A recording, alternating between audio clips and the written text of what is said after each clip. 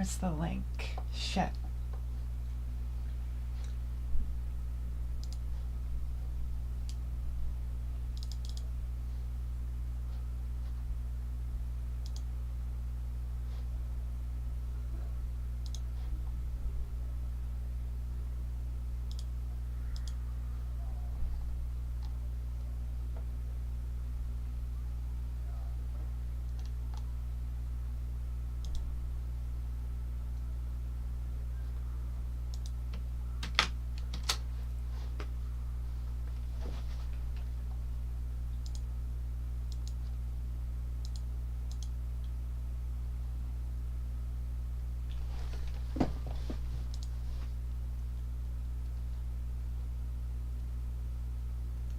Okay, so what I think you do for this is whisper into the microphone, and apparently some people like that for some reason. I don't get it myself. Wait, this is the wrong window. Are people actually watching this? Oh, okay. So apparently it's ASMR. Yeah, I have no idea what I'm doing. Maybe I should move the mic. Wait, no, people like hearing very, very satisfying voices from what I'm told. Oh, wait, can you even hear me? Oh, yeah, I'm whispering, so I have no idea if you can actually hear me. Okay, so now for the satisfying noises part, because I think ASMR isn't just whispering. But hold on.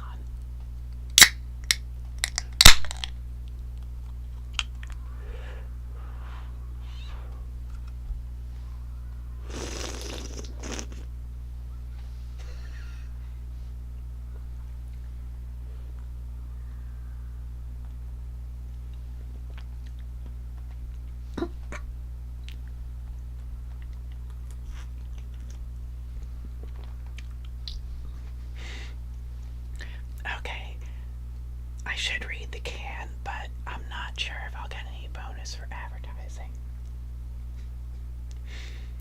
This is America's oldest brewery since 1829.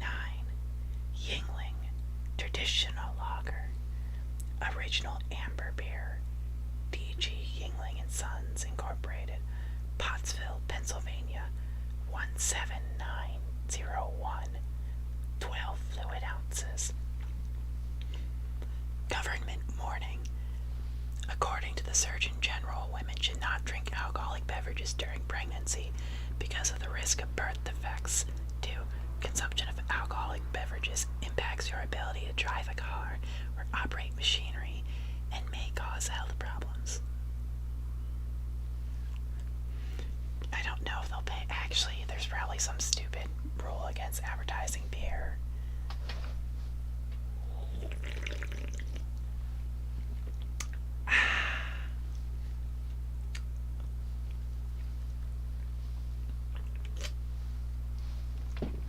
Okay, now let's find something to actually say, because I'm not really good at thinking of stuff off the top of my head. Oh, I know.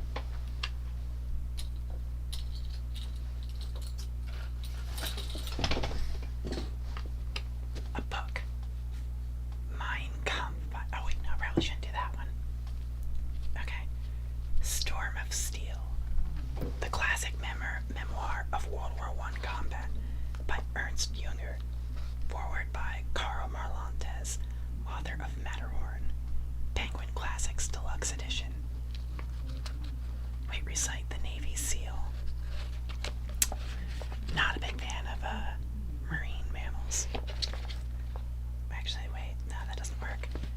I don't know the Navy SEAL, but I do know the Marine Corps hymn, all 3 verses. But, okay. From the halls of Montezuma to the shores of Tripoli, we will fight our country trees, battles in the air, on land and sea. Face to fight for right and freedom, and to keep our honor clean. We are proud.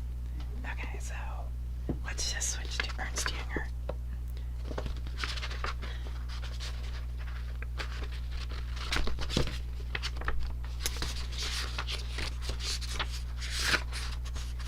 You don't need to read the introduction.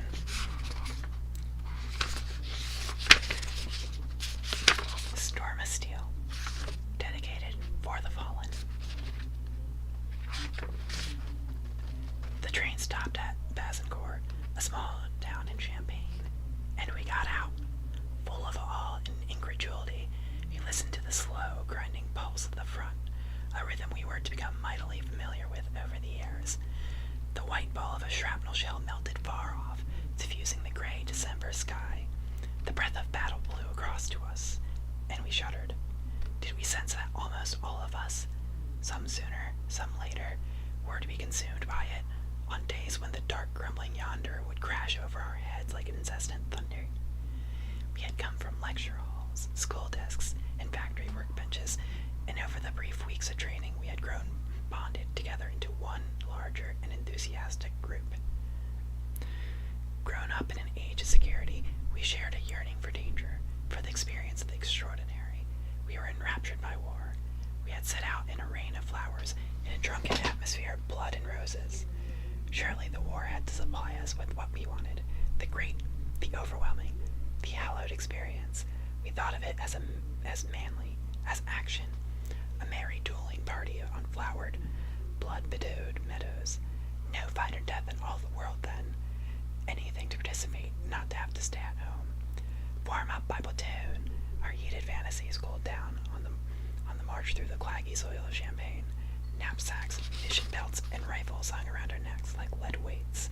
Ease up, keep up at the back. Finally, we reached Orangeville, one of the typical hamlets of the region, and the designated base for the 73rd Rifles, a group of 50 brick and limestone houses grouped around a chateau in parkland. Used as we were to the order of cities, the higgledy-piggledy life on the village streets struck us as exotic. We saw only a few ragged, shy civilians, everywhere else soldiers in worn and tattered tunics, with faces weather-beaten and often with a heavy growth of beard, strolled along at a slow pace, or standing in little clusters in doorways, watching our arrival with ribald remarks. In a gateway there was a glowing field kitchen, smelling of pea soup, surrounded by men jingling their mess tins as they waited for it to eat. It seemed that, if anything, life was a little slower and duller here, an impression strengthened by the evidence of dilapidation in the village. We spent our first night in a vast barn, and in the morning we were paraded before the regimental adjutant, First Lieutenant von Brixen, in the courtyard of the chateau. I was assigned to the 9th Company. Okay, Okay, somebody's asking for the CBT copy pasta. CBT, or cock and ball torture, by Wikipedia, the free encyclopedia. Wait, I don't actually have any more of it memorized than that. I guess back to Storm of Steel. Our first day of war was not to pass without making a decisive impression on us. We were sitting over breakfast in the school where we were quartered. Suddenly, there was a series of dull concussions, and all of the soldiers rushed out of the houses towards the entrance of the village. We followed suit, not really knowing why. Again, there was a curious fluttering and whooshing sound over our heads, followed by a sudden, violent explosion. I was amazed at the way the men around me seemed to cower while running at full pelt, as though under some frightful threat. The whole thing struck me as faintly ridiculous, in a way of seeing people doing things one doesn't properly understand. Immediately afterwards, groups of dark figures emerged onto the empty village street, carrying black bundles on canvas stretchers or fireman lifts, or of their folded hands. I stared with a queasy feeling of unreality at a blood-spattered form with a strangely contorted leg hanging loosely down, wailing help, help, as if sudden death still had him by the throat. He was carried into a building with a Red Cross flag draped over the doorway. What was that about? War had shown its claws and stripped off its mask of coziness. It was all so strange, so impersonal. We had barely begun to think about the enemy, that mysterious, treacherous being somewhere. This event, so far beyond anything we had experienced, made such a powerful impression on us that it was difficult to understand what had happened. It was like a ghostly manifestation in broad daylight. A shell had burst high up over the chateau entrance and had hurled a cloud of stone and debris into the gateway, just as the occupants, alerted by the first shots, were rushing out. There were 13 fatalities, including Gebhard, the music master, whom I remembered well from the promenade concerts in Hanover. A tethered horse had had a keener sense of the approaching danger than the men, and had broken free a second before and galloped into the courtyard, where it remained unhurt. Even though the shelling could recommence at any moment, I felt irresistibly drawn to the site of the calamity. Next to the spot where the shell had hit dangled a little sign where some wag had written, "Ordnance this way." The castle was clearly felt to be a dangerous place. The road was reddened with pools of gore, riddled helmets and sword belts lay around. The heavy iron chateau gate was shredded and pierced by the impact of the explosive. The curbstone was splattered with blood. My eyes were drawn to the place as if by a magnet, and a profound change went through me. Talking to my comrades, I saw that the incident had rather blunted their enthusiasm for war. That it had also had an effect on me was instanced by numerous auditory hallucinations, so that I would mistake the trundling of a passing cart, say, for the ominous whirring of the deathly shell. This was something that was to accompany us all the way through the war, that habit of jumping at any sudden and unexpected noise. Whether it was a train clattering past, a book falling to the floor, or a shout in the night.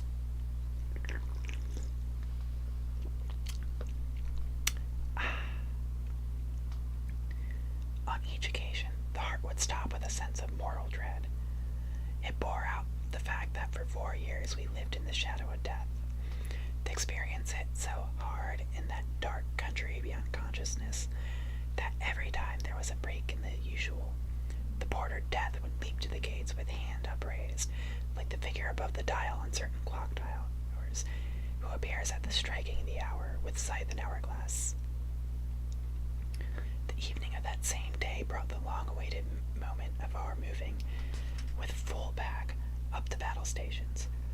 The road took us through the ruins of the village of Betricor, looming spectrally out of the half-dark, to the so-called pheasantry, an isolated forester's house, buried in some pine woods where the regimental reserve was housed, of which this point the 9th Company had formed a part. Their commander was Lieutenant Brahms. We were welcomed, divided into platoons, and before long found ourselves in the society of bearded, mud-daubed fellows, who greeted us with a kind of ironic benevolence. They asked us how things were back in Hanover, and whether the war might not be over soon. Then the conversation turned, with us all listening avidly, to short statements about earthworks, field kitchens, stretches of trench, shell bombardment, and other aspects of stationary warfare. After a little while, a shout rang out from our cottage-like billet to turn out. We formed up into platoons, and on the order, load and safety, we felt a little twinge of arousal as we rammed clips of live ammunition into our magazines. Then, silent progress, in Indian file, through the landscape, daubed with dark patches of forest to the front. Isolated shots rang out from time to time, or a rocket flared up to a hiss to leave us in the deeper darkness, following its short spectral flash. Monotonous clink of rifles and field shovels, punctuated by the warning cry, "Watch it! Barbed wire!" Then a sudden jingling crash and a man swearing, "Damn it, why couldn't you tell me there's a crater?" A corporal shuts him up. "Pipe down, for Christ's sake. Do you think the French are wearing earplugs?" More rapid progress. The uncertain night, the flickering of flares, and the slow crackling of rifle fire produced produce a kind of subdued excitement that keeps us strangely on our toes. From time to time, a stray bullet winds past Chile into the distance. How often since that first time I've gone up the line through dead scenery in that strange mood of melancholy exaltation. At last we dropped into one of the communication trenches that wound their way through the night like white snakes to the front. There I found myself standing between a couple of traverses, lonely and shivering, staring hard into a line of pines in front of the trench where my imagination conjured up all sorts of shadowy figures, while the occasional stray bullet slapped into the bows and somersaulted down with a whistle. The only diversion in this seemingly endless time was being collected by an older comrade and trotting off together down a long, narrow passage to an advanced sentry post where, once again, it was our job to gaze out into the terrain in front. I was given a couple of hours to try and find an exhausted sleep in a bare chalk dugout. When the sky lightened, I was pale and clay-daubed, and so was everyone else. I felt I had lived this sort of mole's life for many months already.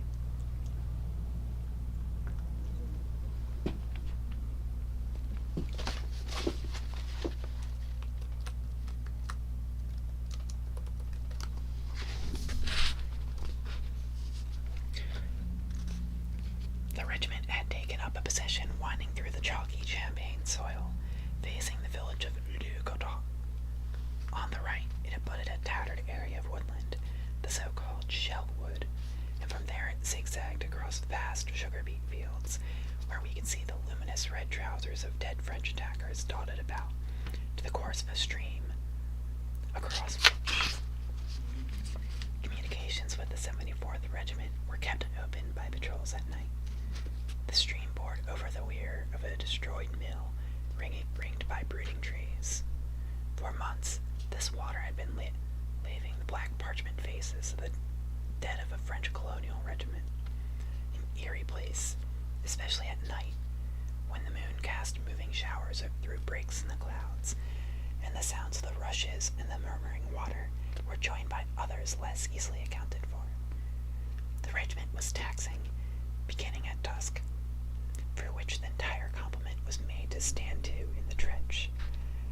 Between 10 at night and 6 in the morning, only 2 men out of each platoon were allowed to sleep at a time, which meant that we got 2 hours a night each, though they were eaten into by being woken early, having to fetch straw, and other occupations, so that there were only a few minutes left as a rule.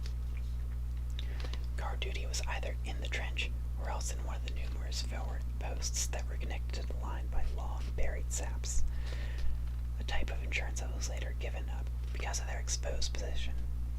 The endless, exhausting spells of sentry duty were bearable so long as the weather happened to be fine, or even in frosty, but it became torture once the rain set in January. Once the wet had saturated the canvas sheeting overhead and your coat and uniform, and trickled down your body for hours on end, you got into a mood that nothing could lighten, not even the sound of the splashing feet of the man coming towards you to relieve you. Dawn-lit, exhausted, clay-smeared figures who, pale and teeth chattering, flung themselves down on the moldy straw of their dripping dugouts. Those dugouts! They were holes hacked into the chalk, facing the trench, roofed over with boards and a few shovelfuls of earth. If it had been raining, they would drip for days afterwards. A desperate waggishness kitted them out with names like Stalactite Cavern, Men's Public Baths, and other such. If several men wanted to rest at the same time, they had no option but to stick their legs out into the trench, where anyone passing was bound to trip over them. In the circumstances, there was not much chance of sleep in the daytime either. Besides, we had 2 hours of sentry duty in the day, too, as well as having to make running repairs to the trench. Go for food, coffee, water, and whatever else. Okay, the book is Storm of Steel by Ernst Junger.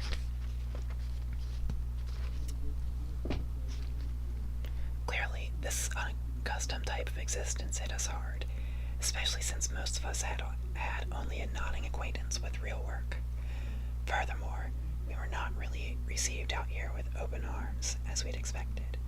The old staggers always took every opportunity to pull our legs.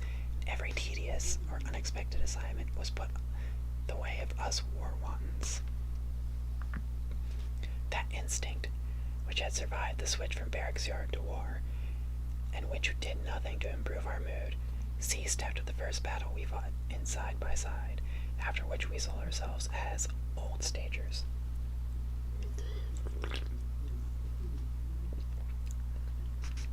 The period in which the company lay in reserve was not much cozier. We dwelt in fir-branched camouflage earth huts round the pheasantry, or in the hiller copse,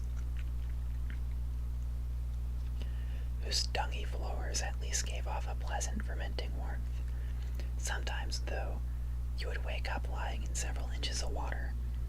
Although roomy dizzy was just a name to me, after only a few nights of this involuntary immersion I felt pain in every one of my joints. I dreamed of the iron balls trundling up and down my limbs. Nights here were not for sleeping either, but were used to deepen the many communication trenches. In total darkness, if the French flares happened not to be lighting us up, we had to stick to the heels of the man in front of us with some ambulistic confidence if we weren't to lose ourselves altogether, and spend hours traipsing about the labyrinthine network of trenches. At least the digging was easy. Only a thin layer of clay or loam covered the mighty thickness of chalk, which was easily cut by the pickaxe. Sometimes green sparks would fly up if the steel had encountered one of the fist-sized iron pyrite crystals that were sprinkled throughout the soft stone. These consisted of many little cubes clustered together and, cut open, had a streakily goldy gleam. A little ray of sunshine in all this monotony was the nightly arrival of the field kitchen in the corner of the hiller copse. When the cauldron was opened, it would release a delicious aroma of peas with ham, or some other wonder. Even here, though, there was a dark side. The dried vegetables, dubbed wire entanglements, or damaged crops by disappointed gourmets. In my diary entry for 6th January, I even find the irate note. In the evening, the field kitchen comes teetering up with some god-awful pig's wheel, probably frozen beets boiled up. On the 14th, by contrast, delicious pea soup, 4 heavenly portions, till we crowed with satisfaction. We staged eating contests and argued about the most favorable position. I contended that it was standing up. There were liberal helpings of a pale red brandy, which had a strong taste of mentholated spirits, but wasn't to be sneezed at in the cold, wet weather. We drank it out of our mess tin lids. The tobacco was similarly strong and also plentiful. The image of the soldier that remains with me from those days is that of the sentry with his spiked gray helmet, fists buried in the pockets of his greatcoat, standing behind the shooting slit, blowing pipe smoke over the rifle butt. Most pleasant were days off in Oraigneville, which were spent catching up on sleep, cleaning our clothes and gear, and drilling. The company was put in a vast barn that had only a couple of hen roost ladders to facilitate entrance and exits. Although it was still full of straw, there were braziers lit in it. One night I rolled up against one and was woken only by the efforts of several comrades pouring water over me. I was horrified to see that the back of my uniform was badly charred, and for some time to come I had to go around with what bore a passing resemblance to a pair of tails. After only a short time with the regiment, we had become thoroughly disillusioned. Instead of the danger we had hoped for, we had been given dirt, work, and sleepless nights, getting through which required heroism of a sort, but hardly what we had in mind. Worse still was the boredom, which is still more enervating for the soldier than the proximity of death. We pinned our hopes on an attack, but we had picked a most unfavorable moment to join the front, because all movement had stopped. Even small-scale tactical initiatives were laid to rest as the trenches became more elaborate and the defensive fire more destructive. Only a few weeks before our arrival, a single company had risked one of these localized attacks over a few hundred yards. Following a perfunctory artillery barrage, the French had simply picked them off, as on a shooting range, and only a handful had got as far as the enemy wire. The few few survivors spent the rest of the day lying low, till darkness fell and they were able to call back to their starting point. A contributory factor in the chronic overtiring of the troops was the way that trench warfare, which demanded a different way of keeping one's strength up, was still a novel and unexpected phenomenon as far as the officers' corps was concerned. The great number of sentries and the incessant trench digging were largely unnecessary and even deleterious. It's not a question of the scale of the earthworks, but of the courage and condition of the men behind them. The ever deeper trenches might protect against the odd head wound, but also made for a defensive and security-conscious type of thinking, which we were loath to abandon later. Moreover, the demands made by the maintenance of the trenches were becoming ever exorbitant. The most disagreeable contingency was the onset of thaw, which caused the frost-cracked chalk facings of the trenches to disintegrate into a sludgy mess.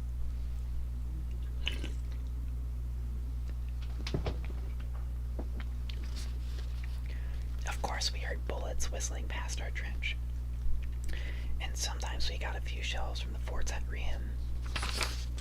But these trifling reminders of war came a long way below our expectations. Even so, we were occasionally reminded of the deadly earnest that lurked behind this seemingly aimless business.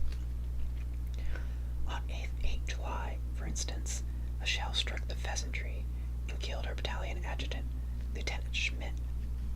The officer in command of the French artillery was, apparently, also the owner of that hunting lodge. The artillery was still in an advanced position, just behind the front. There was even a field gun incorporated in the front line, rather inadvertently concealed under tarpaulins. During a conversation I was having with the powderheads, I was surprised to notice that the whistling of rifle bullets bothered them much more than the crumps. That's just the way it is. The hazards of one own line of service always seem more rational and less terrifying. On the stroke of midnight on 27 January, the birthday of Kaiser Wilhelm II, we gave the Kaiser 3 cheers, and all along the front sang, Hail dir im Siegerkranz, Hail thee mid the conquerors round. The French responded with rifle fire. Sometime around them, I had a disagreeable experience which might have brought my military career to a premature and somewhat inglorious end. The company was on the left of the line, and towards dawn, following a night on duty, a comrade and I were detailed to go on double sentry duty by the stream bed.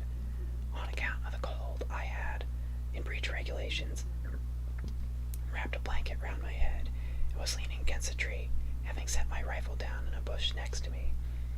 On hearing a sudden noise behind me, I reached for my weapon, only to find it had disappeared. The duty officer had snuck up on me and taken it without my noticing. By way of punishment, he sent me armed only with a pickaxe towards the French posts about 100 yards away, a cowboy's and Indian's notion that almost did for me. For, during my bizarre punishment watch, a troop of 3 volunteers ventured forward through the wide reed bed, creating so much rustling that they were spotted right away by the French, and came under fire. One of them, a man called Lang, was hit and never seen again. Since I was standing hard by, I got my share of the then fashionable platoon salvos, so that the twigs of the willow tree I was standing next to were whipping round my hairs. I gritted my teeth and, out of sheer cussedness, remained standing. As dusk fell, I was brought back to my unit. We were all mightily pleased when we learned that we would finally leave this position, and we celebrated our departure from Orangeville with a beery evening in the big barn. On 4 February, we marched back to Bazencourt, and a regiment of Saxons took our place. Okay, that was the first chapter of Storm of Steel, the classic memoir of World War I combat by Ernst Jünger.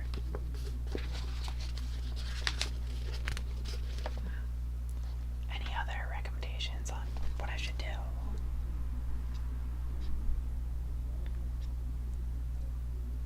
I could either continue reading another chapter or try video games.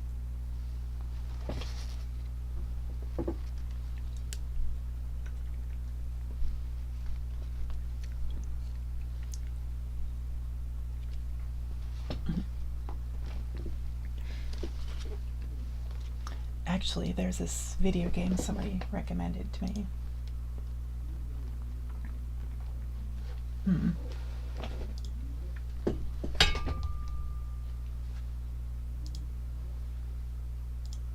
Oh yeah, I probably should actually get headphones in.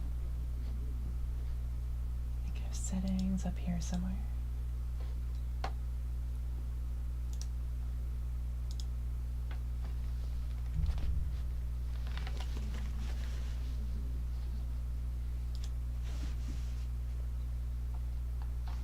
Oh, are these plugged in?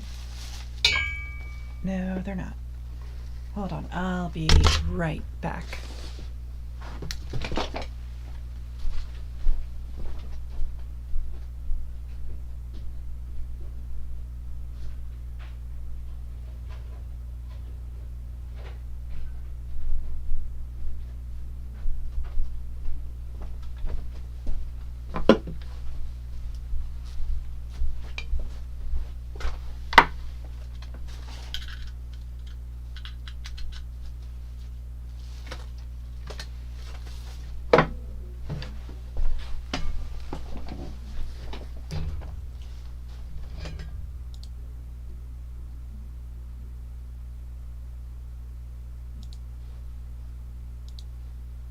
Okay, so next up I'll try streaming a game for a bit.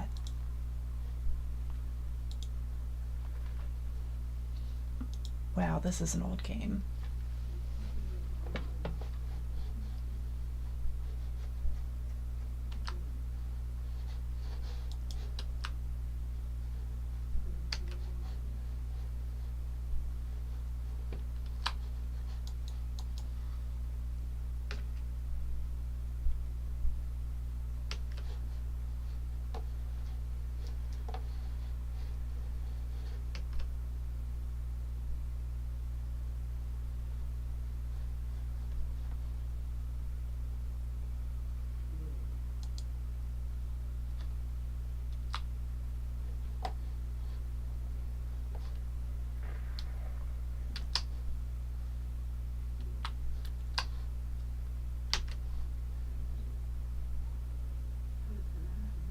Okay, that didn't work at all.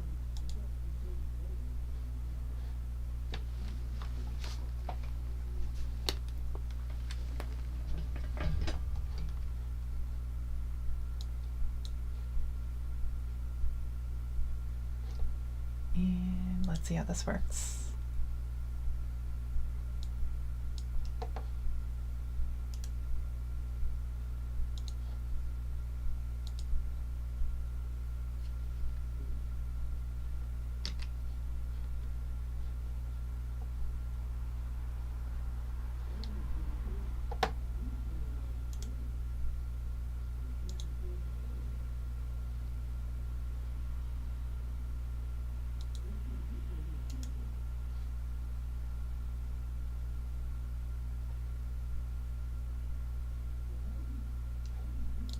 Okay, so if I do this, should be able to do a window capture.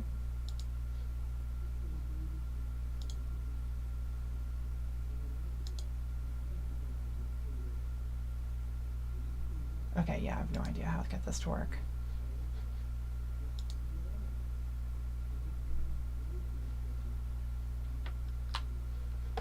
Wow, and the colors are off on this too.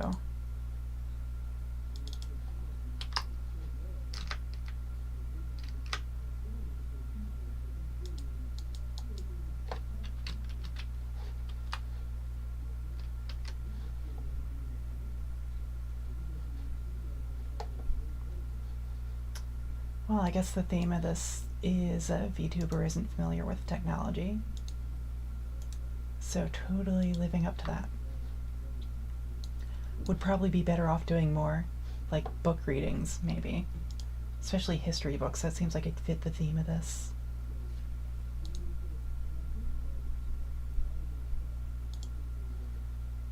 I mean, yeah, this is definitely something that could be done.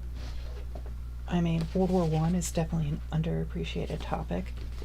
Do have to wonder how that works with a Do have to wonder how that works with things like copyright, but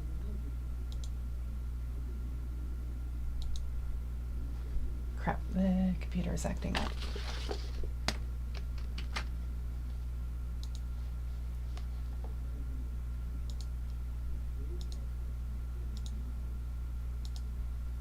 Let's see if I do this. Yeah, sure.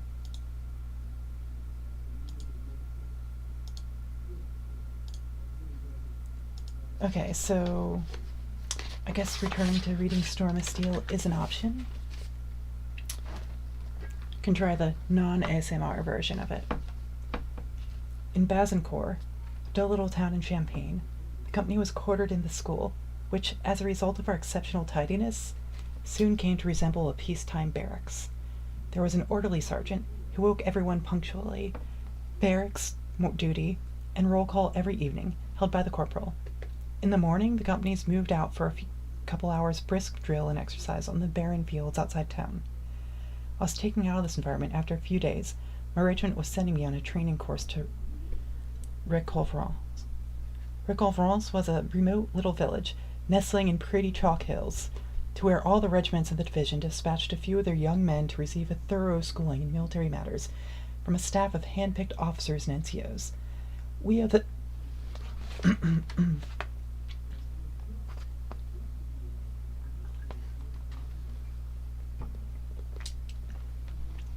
We of the 73rd had cause to be grateful for Lieutenant Hop for this, and for much else besides.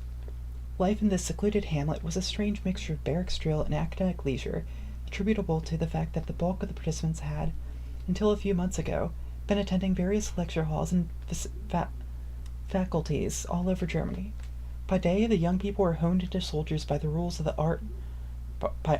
the art, while in the evening, they and their teachers assembled around vast barrels brought over from the stores at Montcornet to display much of the same degree of discipline and commitment to drinking. When the various units trickled back from their respective watering holes in the early hours, little chalk village houses were treated to the unfamiliar sight of the student hijinks.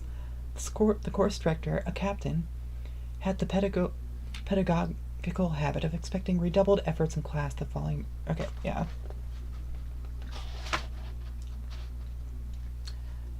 How long has the stream been going on?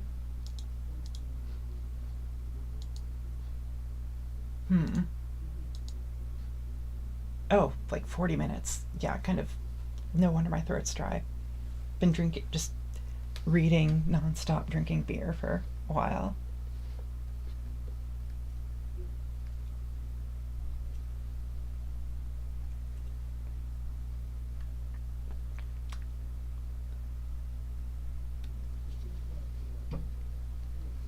But, yeah.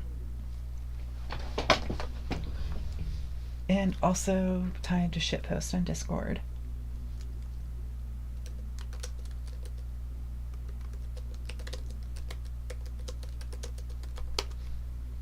Ew, look at the model. Oh, apparently you can pop out this chat window. Does it actually work?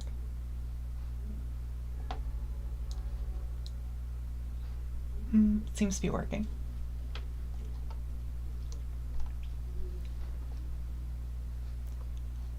What game? I probably shouldn't play a game. That doesn't seem to work. I think it's possible to do, like, watch videos and stuff, but with... Well, actually, no, if you do, like, a reaction video, that's kind of like making it your own, so that might be okay. You just look at other, like, YouTubers and stuff and just shitpost on whatever they're doing.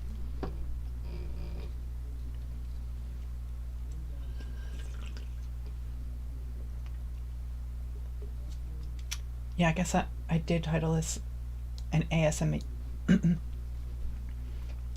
stream, so I kind of do have to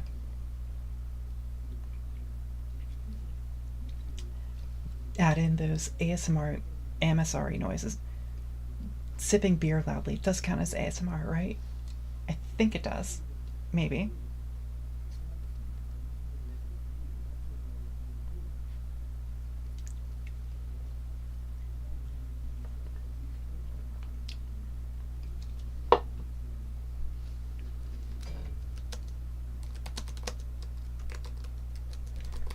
time to shitpost more.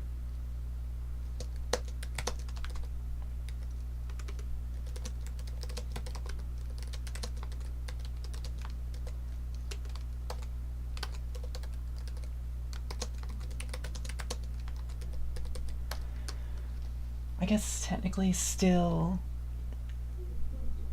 better than starting off with reading Industrial Society and Its Future.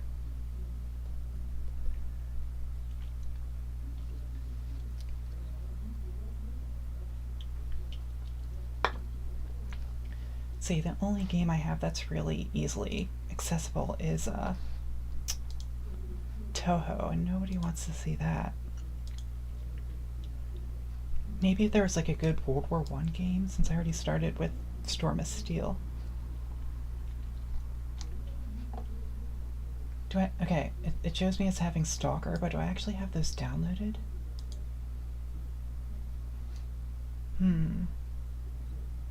Okay, what the hell is that? I don't remember buying that.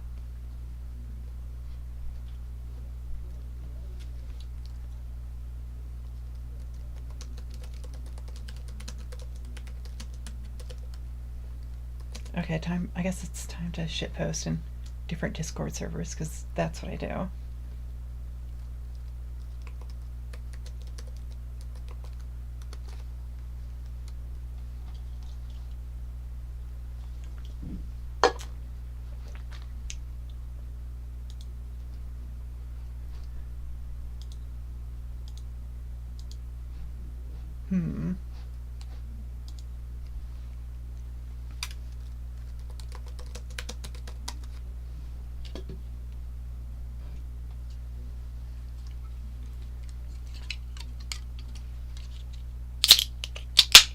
Yeah, so apparently trying to play that one game didn't really work out so well.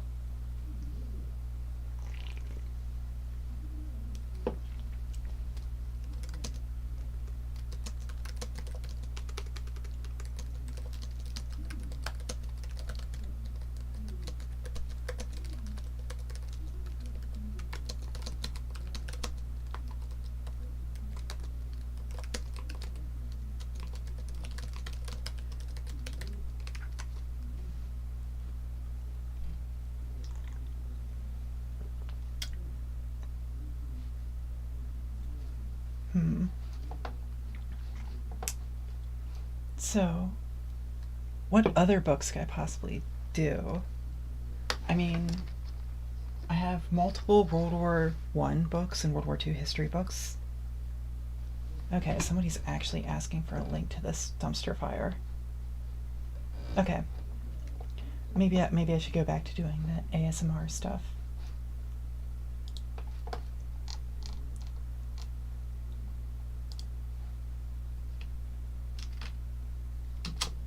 Okay, so back to ASMR. In Bazincourt, a dull little town in Champagne, the company was quartered in the school, which, as a result of our exceptional tidiness, soon came to resemble a peacetime barracks. There was an orderly sergeant who woke everyone punctually, barracks duty, and roll call.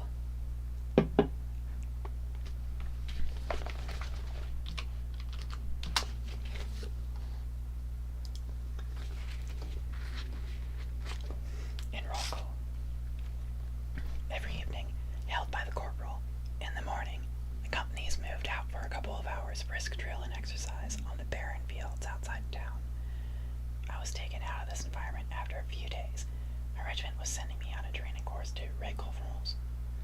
Red-Confrance was a remote little village nestling in pretty chalk hills, where all the regiments in the division dispatched a few of their young men to receive a thorough schooling in military matters from a staff of hand-picked officers and NCOs. We of the 73rd had cause to be grateful to Lieutenant Hopp for this, and for much else besides. Life in this secluded hamlet was a strange mixture of barracks drill and academic leisure, attributable to the fact that the bulk of the participants had, until a few months before, been attending various lecture halls and faculties all over Germany. By day, the young people were honed into soldiers by all the rules of the art, while in the evenings, They and their teachers assembled around vast barrels brought over from the stores at Montgomery to display much the same degree of discipline and commitment to drinking. When the various units trickled back from their respective watering holes in the early hours, the little chalk village houses were treated to the familiar sight of student hijinks. The course director, a captain, had the pedagogical habit of expecting redoubled efforts in class the following morning. On one occasion, we were even kept going for 48 hours straight. This was for the following reason. We had the respectful custom, at the end of a night's drinking, of giving our captain an escort home. One evening, an ungodly drunken fellow, who reminded me of Master Lockhart, footnote, a debased version of a Renaissance man, a theologian, drunkard, soldier, and spy. Hey, that's practically what my resume reads. He fought in the Prussian army against Napoleon, was captured in 1792, and in 1795 managed to escape and return to Germany. Was entrusted with this important task. He was back in next to no time, grinning wildly and reporting that he had dropped the old man off. Not in his billet, but in the cowshed. Our comeuppance was not slow to follow. Just as we had got back to our own quarters for a good lie-down, the alarm was raised by the local watch. Swearing, we buckled on our gear and ran to our stations. We found the captain already there, in a towering temper, as might be imagined, and displaying an extraordinary zeal. He greeted us with the call, "Fire practice, the watch house is on fire." Before the eyes of the astonished villagers, the fire engine was trundled out of the fire station, the hose attached to it, and the guardroom was inundated with well-aimed sprays of water. The old man stood on the stone steps with increasing ire.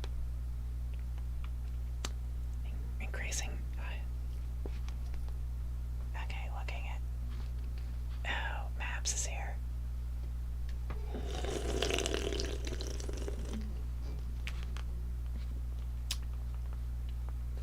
Okay, so what the hell is going on in this Discord? Okay, so kind of been reading for going on like 50 minutes now.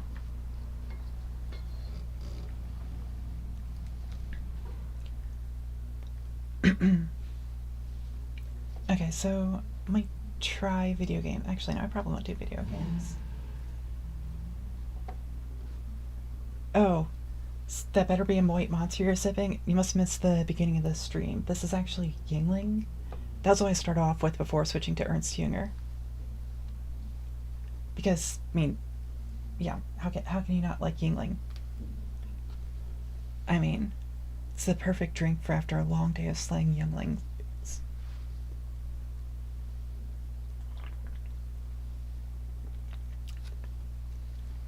But yeah, so probably most, if not all the streams are going to be titled Test Stream, just because literally just messing around with YouTube in this program.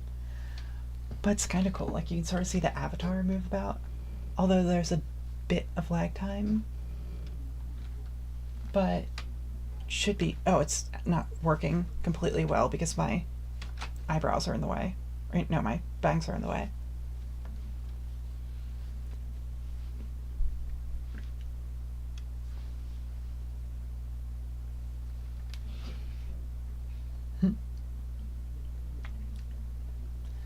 And just looking at random shit on Discord. Because I do have this titled as Budget VTuber, which means that I can't afford any of the new games because I spent it all on booze, ammo, and like other stuff. So yeah, okay, I'm gonna take off these headphones. They're annoying. Don't see how people who are super into gaming and everything and wear headphones all the time. Actually, I probably should switch my settings back to TV sound. That way, if there's any notifications, you're sure to hear it. Can look at... Okay, can't play most of those because those are music, and that would definitely get this TCMA'd. Oh, what if it's a Landsknecht music?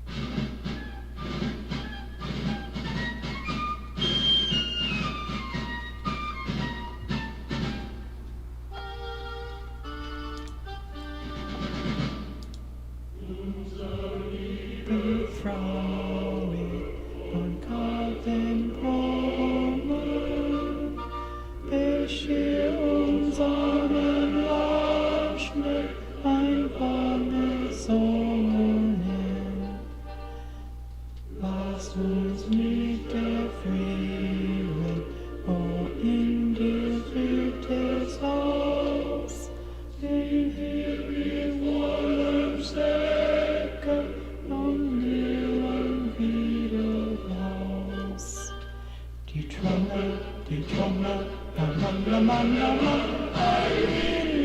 run. Really run, frisch voran. Launch nicht voran.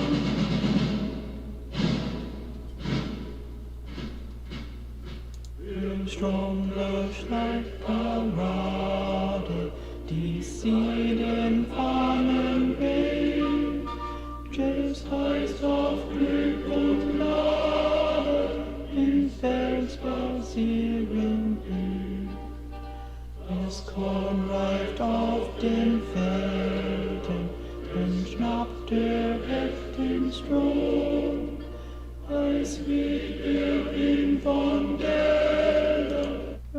Yeah, I probably should stop before there's another, like,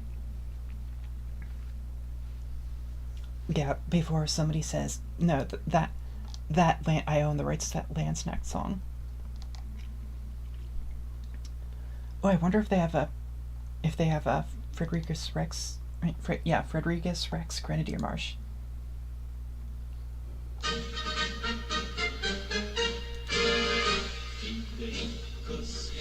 Unser König und Herr, der gibt seinen Soldaten allesamt ins Militär. 200 Bataillons und 100.000 Squadronen und jeder Grenadier kriegt 60 Patronen.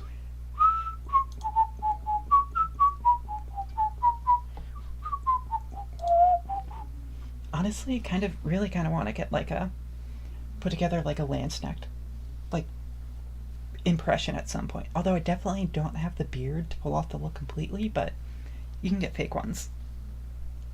Then of course I would need like an arquebus and pike, and a Zweihander too. Definitely need a Zweihander. Although I've needed one for a while. Actually, my sword collection's rather, like, short or small. I have one reproduction small sword, a junked Imperial German musician sword, reproduction Confederate cavalry saber, random U.S. Army sword I won in an auction. I pretty much bid on a lark, and a Japanese Type 98 officer's Ginto. God, throat's super sore from all the beer and ASMR reading Ernst Jünger.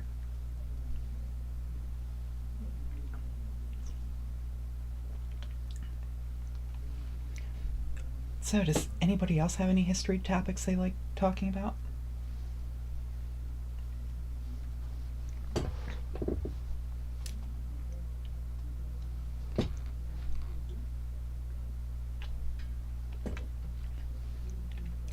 But, yeah, just the Landsnack outfits are super, super cool. Hold on, probably.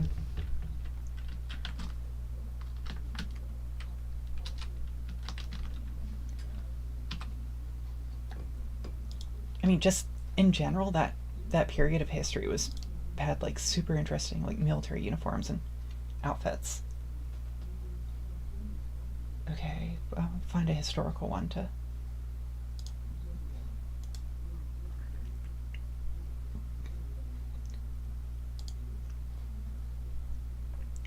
Okay, so taking a while to bring this image up, but yeah, it's probably something I could do. It's like future stream things. It's just history discussions.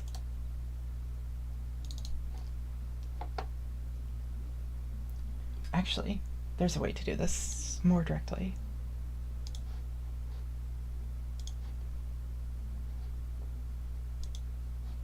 So if I just do this. Okay, so it's this image capture. Okay, and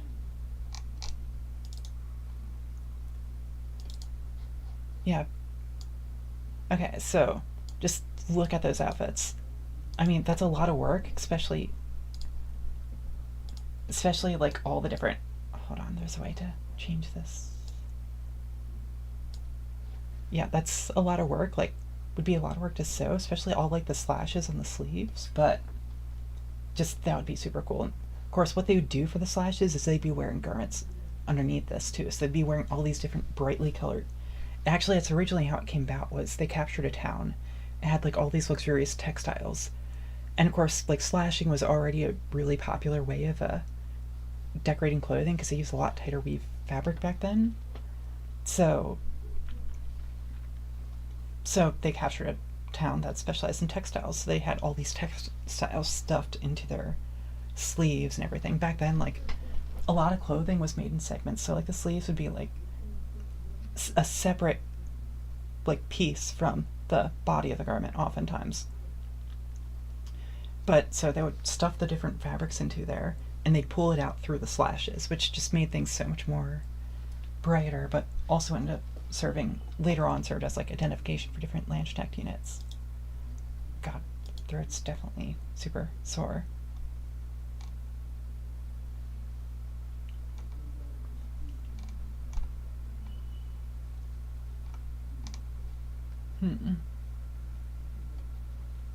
Crap, where's that window? Oh, yeah. Oh, did somebody... I probably should keep my mouth shut on that topic. But yeah, so pretty much like the history behind Landsknecht outfits are just super interesting and really need to put together a cosplay for those at some point. Wow, what's this garbage going on?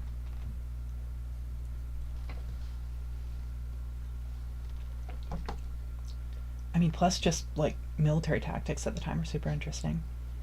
I mean, unsolicited call out to a Captain Ball, but like his like 40-minute long video on like cavalry of I believe he's focused on 30 Years' War. It's just super fascinating. I mean, really wish I could get like wheel-lock pistols, but the one place I know that sells wheel-lock actions is super expensive. I mean, I guess it's relatively cheap if you're shopping for wheel-lock pistols, but it's not the kind of money I have on hand right now. Like, if I could get a wheel-lock action, I would totally make a wheel-lock pistol. It'd probably be like armory grade or whatever, but... or like, whatever, munitions grade. But that's the term a lot of the reenactor types, I think. But, I mean, I could totally make one. I would need to learn how to do like a bone inlay, because that was like a super popular way of decorating. Oh god, and like the horse, have any of you ever been to the Met? Like some of like the holster, like, okay, holsters originally were something that went on horses, but they'd be like made out of like velvet and like luxuriously embroidered, which would take a while, but that would be another cool thing to do.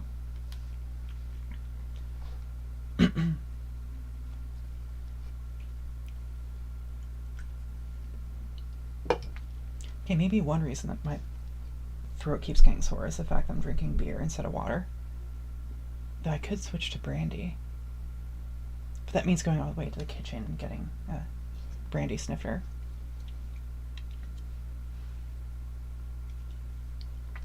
So, where was I? Oh yeah, embellishing pistols. I mean, that would also be a project I do after building a long rifle.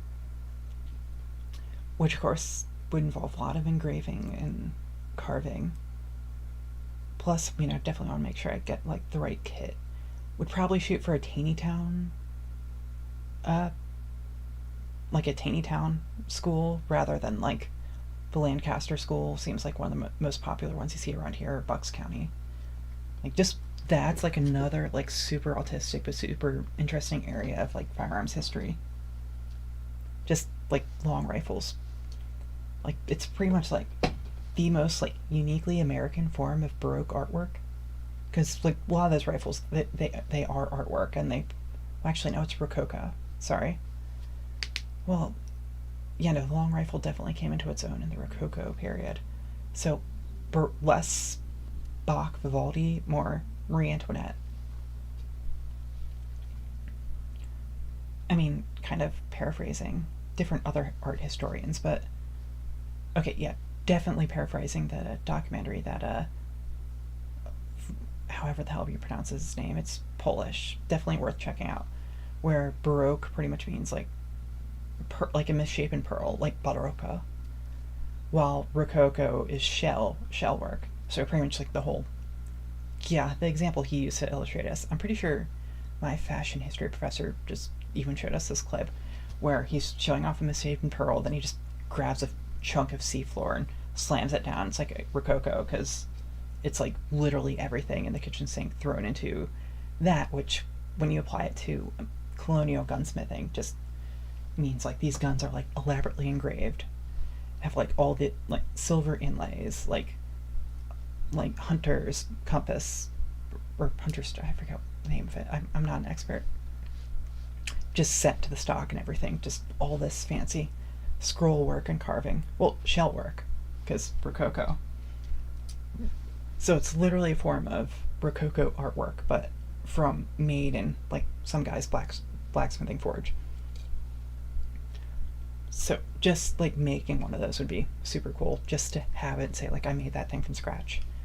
Like this, the gunsmith I went to when I was living in a different state actually specialized in like long rifles, and saw this cool one he did for some ranch out in Texas where he used the last of his elephant ivory that he bought when it was still legal, and used that to do like Scrimshaw, the guy's brand, and then had like just you can do something like just they're absolutely amazing works of art.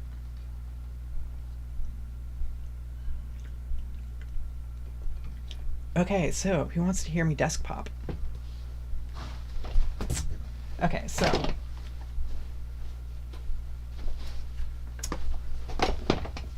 I guess desk pops are a lot more interesting than okay, the avatar going back was me grabbing the rifle.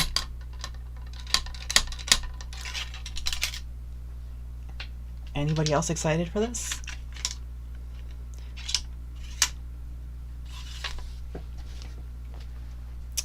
Okay, fresh flint in the cock.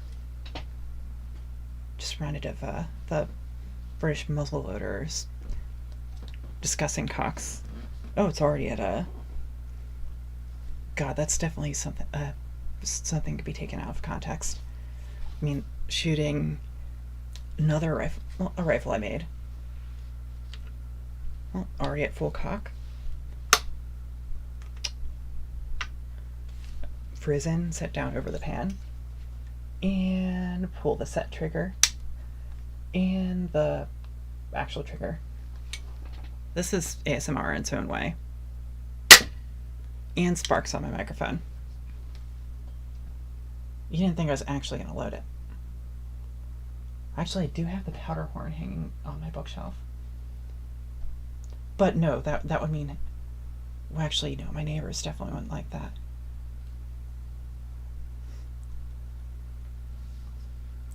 But yeah, I do have this title as an ASMR stream, so nothing's more ASMR than muzzleloaders. So, pull out the ramrod, put it down the barrel,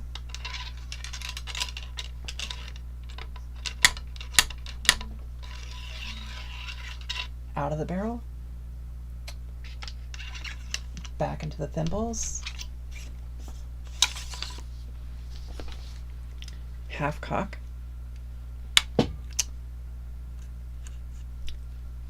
put a little bit of powder in the pan,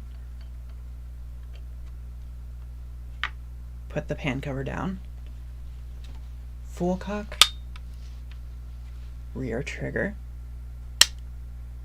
or set trigger, then, ooh, this flint's a lot better than the ones I'd been using. I mean, I got like some from Dixie Gun Works and some from Track of the Wolf, and this Track of the Wolf one's really good. Let's see, other guns I could test. I do have, well, actually, no, that one's actually loaded.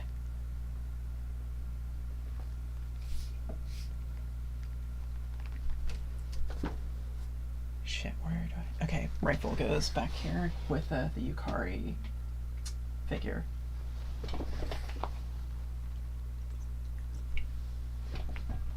So, anybody else interested in history?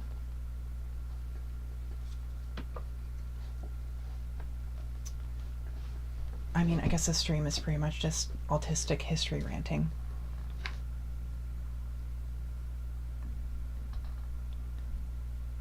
I mean, it's definitely a good topic.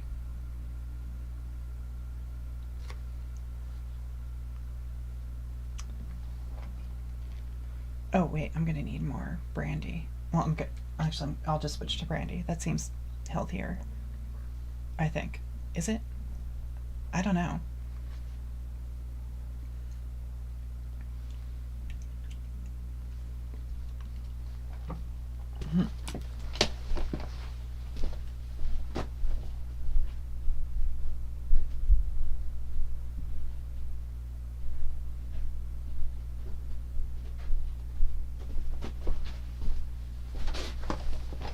Oh god, for some reason I was reminded of this one. It was actually a book on fashion history of all things.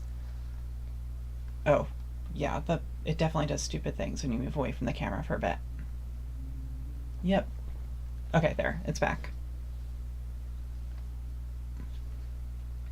Yeah, totally had this labeled as a budget VTuber, just get it for the fact that I'm too cheap to actually pay for any, like, good VTube stuff.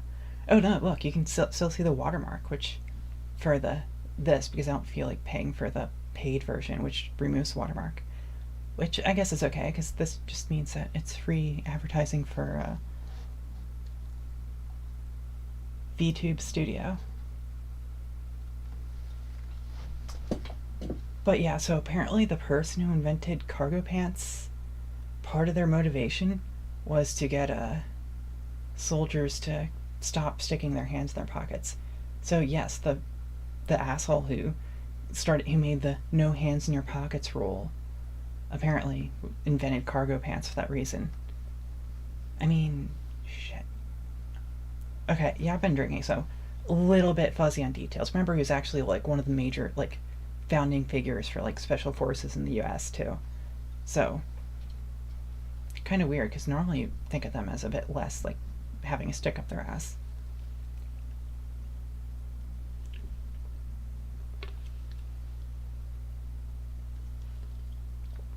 Oh, it's funny. There's a bit of lag, but it's gonna do it soon, where it makes the hog face from me drinking.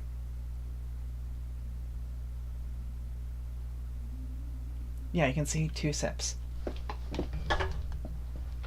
Okay, where's that big gallon bottle of brandy I have?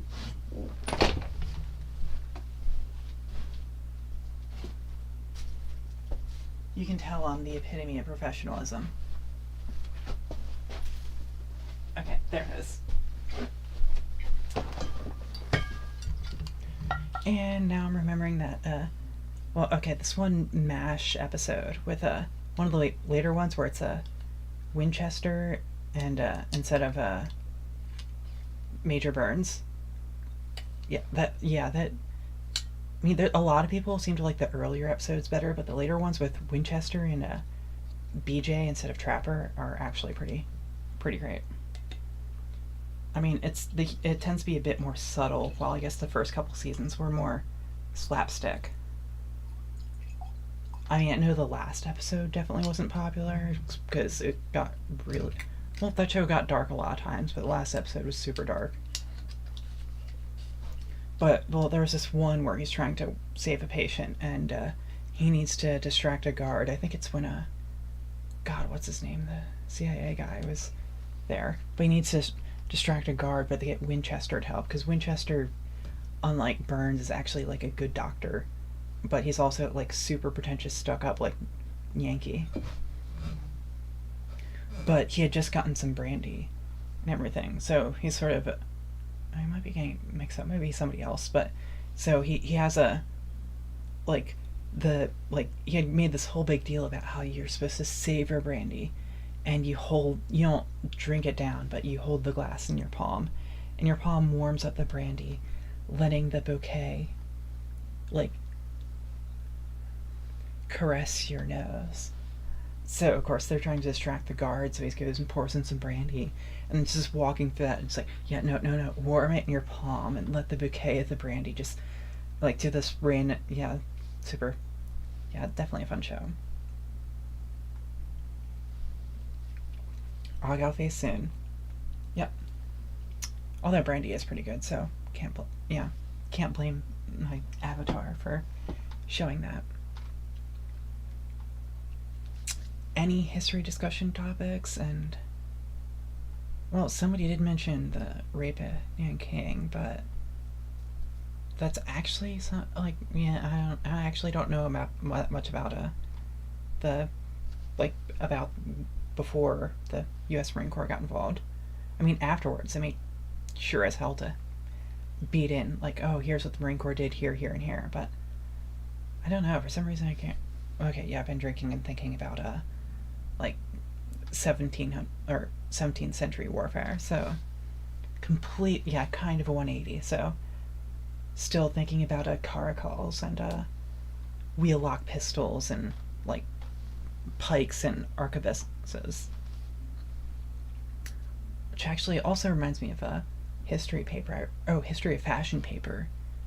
Of course, the whole thing ended up being me trying to eke out the right word count, because the professor's like, okay, grad students have to write 5 extra pages, and it's like, how am I supposed to, like, I can't even think of what I'll write for the 10 pages, pretty much analyzing the outfit of somebody in a portrait. So I picked the portrait of a chevalier. So I went through the whole history of knights and knights outfits, and how that image of chivalry influenced this guy's clothing choices. And of course, since I needed to get page count, I turned the whole thing to a shitpost. So I pretty much spent all this time talking about King Arthur, and it's like, well, some depictions are a bit less manly, even those depictions show a manly appetite and everything. Just totally just fate shitposting in a school graduate paper. And then of course discussed well, there's also Charlemagne and his paladins, such as Astolfo. And of course Astolfo, that famed, and of course it's I went out of my way to cite sources that weren't even in English, just because I just happened to have a French version copy of La Chanson du Roi. I can't even pronounce that right, but pretty much massively talking up Astolfo as a knight and a valiant figure people need to emulate, and how oh, this chevalier in this portrait surely wished he could be as manly and masculine as Astolfo. And my page count still wasn't long enough, so for the last few pages I just sort of I compared it to modern clothing you see people wear in military bases, and it was literally just a 2-page rant about grunt style and how cringe grunt style is. I specifically mentioned boots walking in the Jacksonville, North Carolina mall, wearing tap-out t-shirts and massive oversized 511 backpacks, and with high and tights, and just how cringy that looks. But yeah, and yeah, so I got a surprisingly good grade for that paper. Way better than I did for the second final paper I had to write for History of Fashion class, where I was given a portrait of Senator Logan from Illinois, and I had to write about his outfit and stretch it out to 15 pages. So I sort of was well, he served in the Union Army, right? I searched Senator Logan. It's oh, there he is with General Sherman. So I can discuss the different, how the different buttons in Civil War uniforms signified rank, and how General Sherman is a war criminal. I mean, you can actually debate that. I mean, personally, I'm still undecided on the topic, but it's a good way to stretch out a history of fashion paper to 15 pages. But yeah, that didn't go over so well, because there's a whole... Okay, well, the sources I cited were too obscure, because I cited specifically out of print history books I got from boomers at gun shows. And the professor's none of these sources are even in print anymore. Why are you citing them? They aren't even in the school library. Where'd you find these sources? And it's what does this have to do with the suit he's wearing from 1870? So yeah, that wasn't a good grade.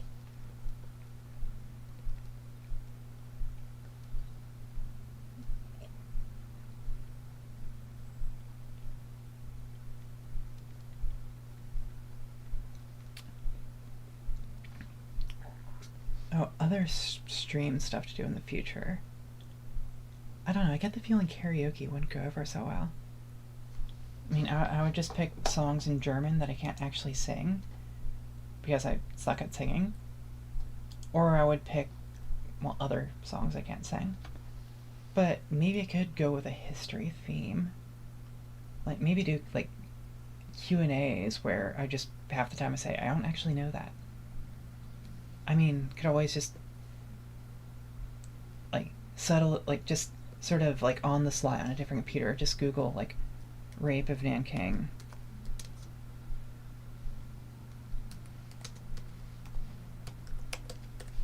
I mean, might at least jog my memory on the other facts that don't show up in the Wikipedia article. I mean, most of my thoughts would involve thoughts about a certain other country, which would definitely get this. Well, it's not monetized in the first place, but I don't know, could get like future streams potentially demonetized. Actually, how does that whole process even work? Like, I don't know anything about technology. Ooh, History of the Republic of China. Oh, crap! That's gonna get me kicked off. Good thing I'm not on Hololive, or I'd be put on like a month like hiatus just for saying that. Yeah, nobody here is from the Republic of China, right? Or the PRC either. Yeah, it's the PRC people would really get their panties in a bunch. I mean, good thing this is just an obnoxiously American theme. Well, okay, no. I say that, but I've just been talking about Germans all this time. God, everybody's gonna think I'm a weirdo. Despite the fact that I own, like, God knows how many French guns and literally only one German gun. Actually, no. I have the Gewehr 98 made in near the end of the war. And then I have an FN 1922, but made during German occupation. At least I'm assuming so based off of the angry pigeons holding the windmills stamped on the side.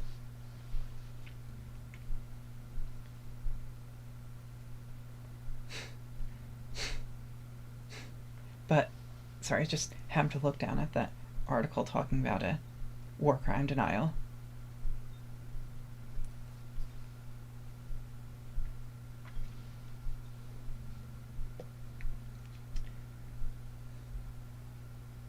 But yeah, any topics you want me to discuss, I definitely can look those up. Well, actually, no, I probably already know about them.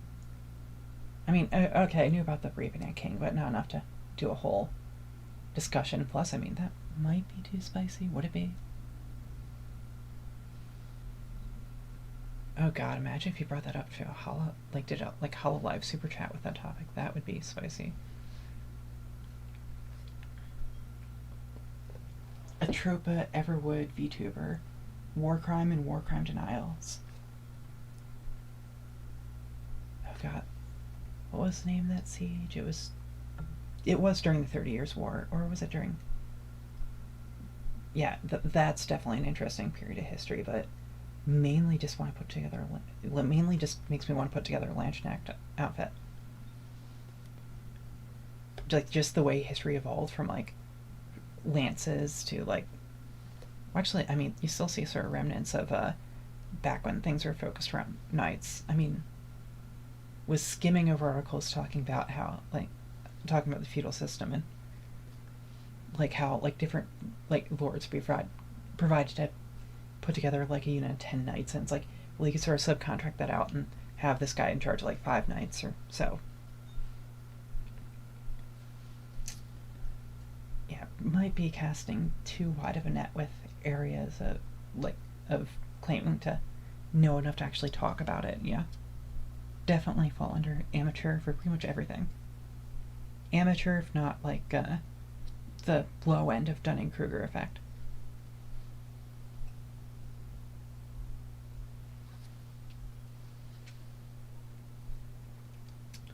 Yeah, Brandy's definitely good. Still trying to figure out how these analytics work, too, on YouTube. I mean, it shows how many people are currently watching, but as playbacks, how many people, like, tuned into it at all.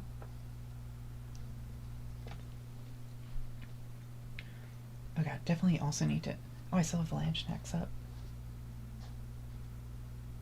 But, yeah, I mean, those are definitely some impressive beards and mustaches, and just look at all the fucking plumes on their hats.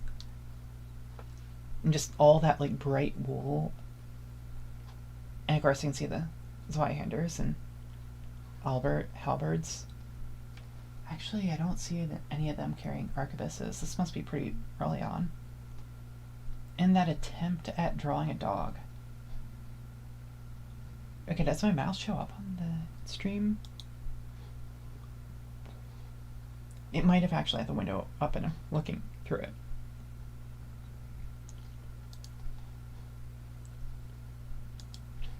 But, yeah, like, yeah, there's definitely a lot of interesting, just all sorts of interesting notes you could do if you try to reproduce it. Like, see, like, the slashes on this guy's trunk hose are, like, a lot longer than on this guy's, like, short horizontal slashes. This guy has one leg, like, longer than the other on his. And that expression's just, like... I mean, this seems more like the regimental band. I mean, regimental, like, color guard and band. Like, he's carrying the standard. Of course, he still has a sword, but it's not on a proper belt. It's tied on a thin sash. See his codpiece. Of course, he has a belt. He has a drum. His belt looks the same, just a tied cord. Just pretty interesting. See, it's also interesting how they were actually wearing their swords.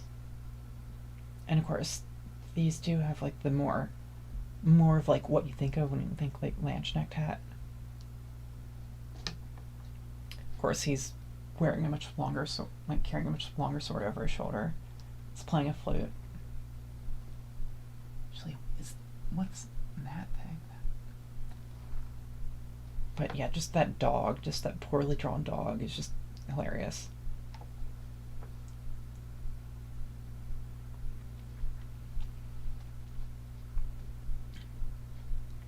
Yeah, I could totally see this being like a unit, like band and color guard and honor guard. Because halberd and the sword definitely seem like a bit. But yeah, those sleeves I just imagine be super fun to make and wear.